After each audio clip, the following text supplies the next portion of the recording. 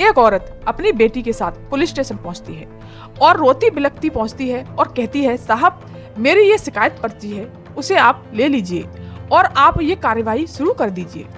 जब वो चौकी इंचार्ज उसकी पर्ची लेता है और उस पर्ची को खोल करके देखता है तो वो चौंक जाता है और उस पत्र में 2 व्यक्तियों के नाम लिखे थे।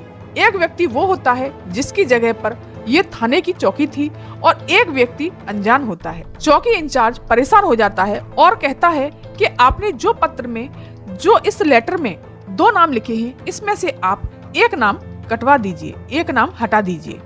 तो वो औरत कहती है, नहीं साहब, मेन आरोपी तो वही है, उसी के खिलाफ तो हमें सख्त कार्रवाई करनी है, इसलिए तो मैं यहाँ आई हूँ। चौकी इंचार्ज सोचता है कि क्या किया जाए और क्या न किया जाए।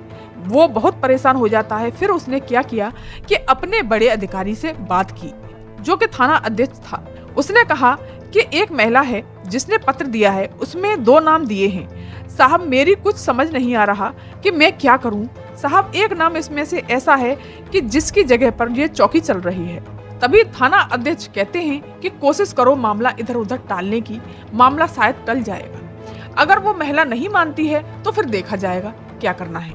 उस चौकी इंचार्ज ने उस महिला को टालने की बहुत कोशिश की कि आप इस नाम को हटा दीजिए और हम दूसरे नाम पर कार्यवाही कर देते हैं, लेकिन उस औरत ने साफ इनकार कर दिया। वो बहुत बात टालने की कोशिश करते हैं, लेकिन उनको नहीं पता था कि इस बात का कितना बड़ा हंगामा हो सकता है।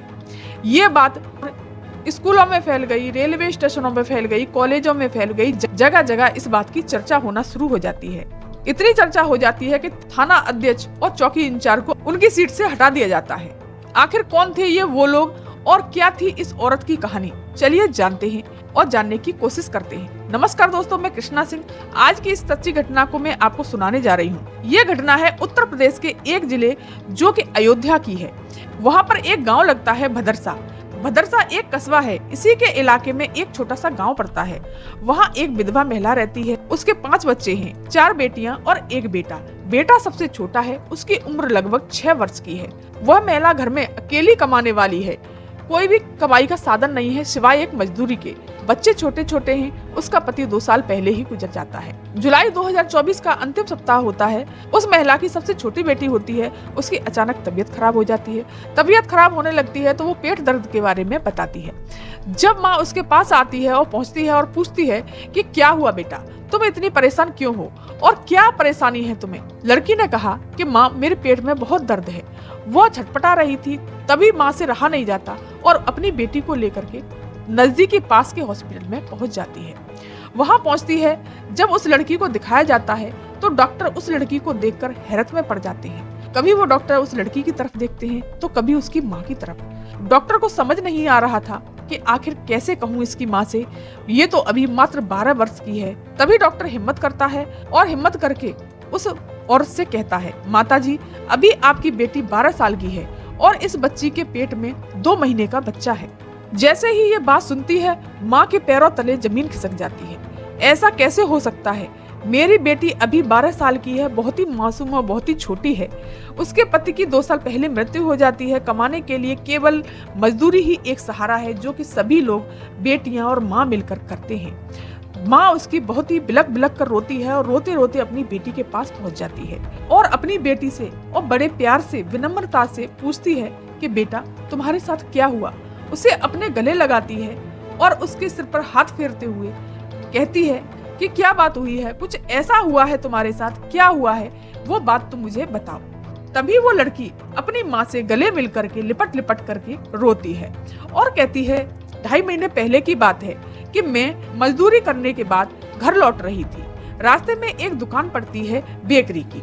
वहाँ पर एक राजू नाम का लड़का होता है और वो लड़का मुझे बिस्कुट देने के बहाने से लालच देकर वहाँ बुलाता है और कहता है, मेरे मालिक तुझसे मिलना चाहते हैं, उन्होंने तुम्हें बुलाया है। लेकिन वो ये नहीं जानती थी कि क्या होने वाला है उसके साथ। वो सीधी सादी एक छोटी सी बच्ची थी।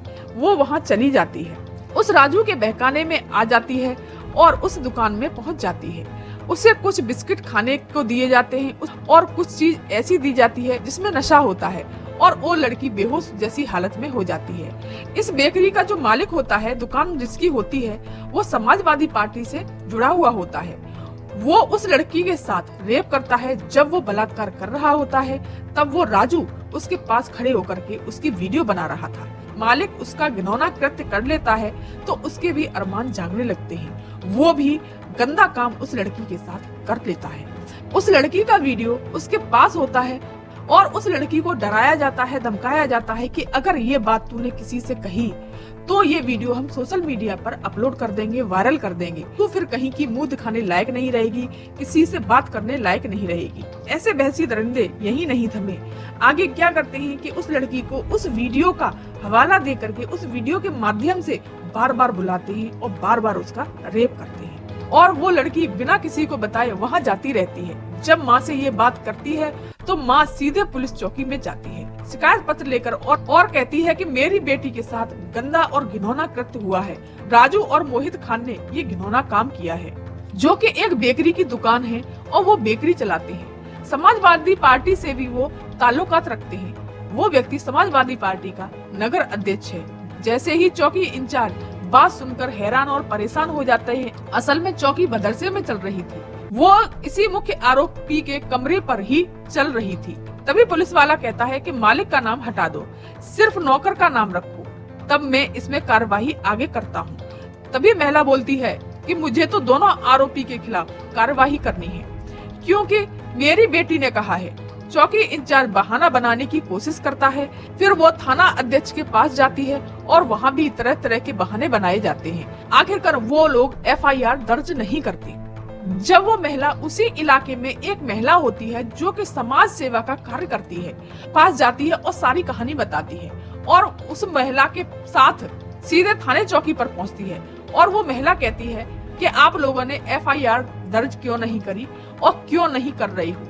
इसी बात पर कहासुनी हो जाती है और बात इतनी बढ़ जाती है कि विश्व हिंदू परिषद दल और बजरंग दल और निषाद पार्टी, कई ऐसे लोगों की पार्टियां इकट्ठी हो जाती हैं और हंगामा शुरू हो जाता है।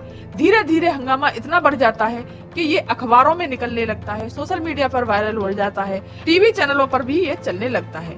इसी बीच बीकापुर विधानसभा के विधायक अमित सिंह वो उस लड़की के परिवार वालों से संपर्क करते हैं और वो मुख्यमंत्री योगी आदित्यनाथ जी से भी मिलने का समय मांगते हैं। मुख्यमंत्री आदित्यनाथ समय दे देते हैं और 2 अगस्त 2024 को समय मिल जाता है। ये हंगामा होता है, तब FIR तो दर्ज हो ही गई थी। जैसे ही पुलिस वालों को ये पता चलता है कि ये परिवार वाले मुख्यमंत्री से मिलने के लिए गए हैं, जो काम दिनों में घंटों में हो रहा था वो काम अब मिनटों में शुरू हो जाता है। फिर जल्द से जल्द आरोपियों को भी गिरफ्तार किया जाता है। उन लोगों की तो गिरफ्तारी होती ही होती है, बल्कि पुलिसकर्मी जो के बहाना बनाने की कोशिश कर रहे थे और थाना अध्यक्ष वो टाल मटोल करने की कोशिश कर रहे थे, उनको भी सस्पेंड कर दिया जाता है। प्रदेश की पुलिस में इस बात को लेकर के हड़कंप मच जाता है।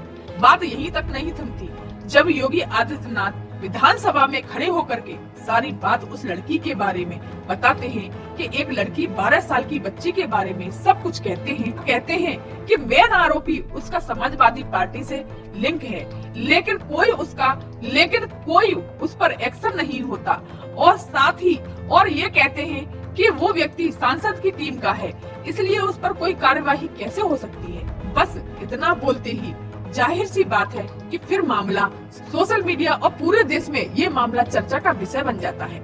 उन लोगों की गिरफ्तारी हो जाती है, लेकिन उनकी जमीनों पर भी कार्रवाई होने लगती है। उनके बारे में भी पता किया जाता है कि कितनी जमीनें वैध हैं और कितनी अवैध रूप से चल रही हैं। जिस बेकरी में लड़की का बलात्कार होता है उसका पता चलता है कि वो बेकरी अवैध रूप से बनाई गई थी। तो दोस्तों, मेरा उद्देश्य किसी को दुख पहुंचाना, चोट पहुंचाना नहीं है, बल्कि सतर्क करना है, जागरूक करना है।